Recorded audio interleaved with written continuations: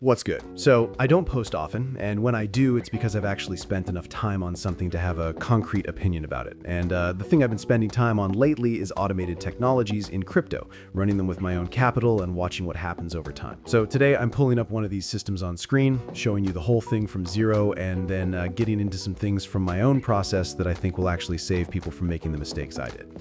All right, let's go. So the first thing here, I'm selecting a pair to USDT, and the number of coins available here is a function of how this system is actually architected. It's running across 10 plus markets at the same time, so naturally the asset selection is pretty wide. I'm picking Bitcoin today. It makes sense for what I want to show.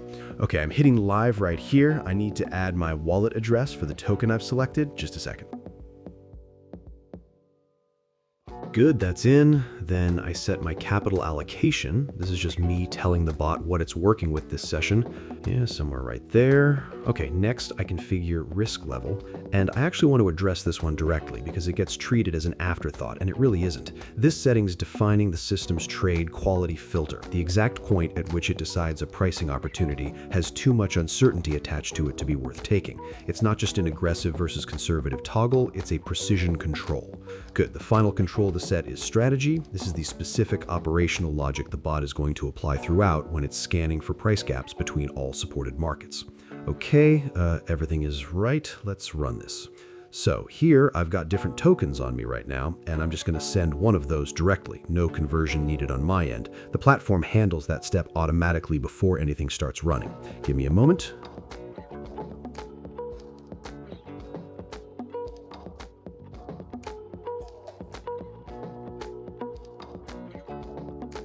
All right, the bot is live, dashboard is loaded, and now I can watch all the steps, trades, win rate, spread, chart, all in real time. And honestly, for a system doing this much simultaneously, the interface is surprisingly clean.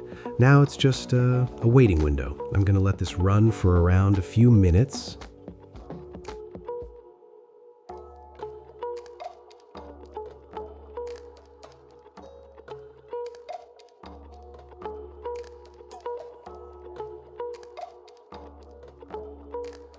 Good, session stopped. And here's the full breakdown. How long the session ran, number of trades that went through, which strategy was active, and the bottom line return figure with the platform's cut already taken out of it. Okay, I'm confirming it and just holding while that settles for a few minutes.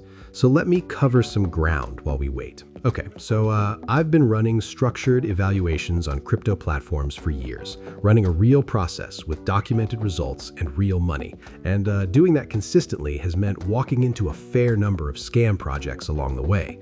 And the thing that keeps striking me isn't that the scams exist, it's where they are. On YouTube, on Google, on crypto news outlets that have been publishing for years. And what's made this significantly harder to navigate over the past couple of years is that the cost of building something convincing has basically collapsed. AI is what drove that change.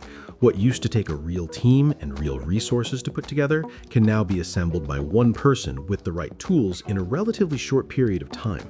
So more fake platforms are hitting the market. They're built better than they used to be. They're showing up in more credible places, and the window to identify them accurately before you're already inside one keeps shrinking. So from enough firsthand experience to have developed a real filter for this, here's what my evaluation process actually involves.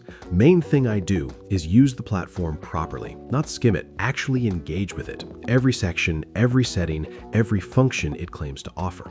Because something built with real intention behind it has an internal coherence that you pick up on almost immediately when you're interacting with it seriously. And so here's exactly where I'm landing with what I showed you today. I've been putting this platform through that process for the past few weeks, and I've tested enough platforms at this point to know that that kind of consistency doesn't just happen passively. It's a direct reflection of what's actually running underneath the interface. After nearly a month inside this one, I'm confident about what that is, and that confidence is what got this video made.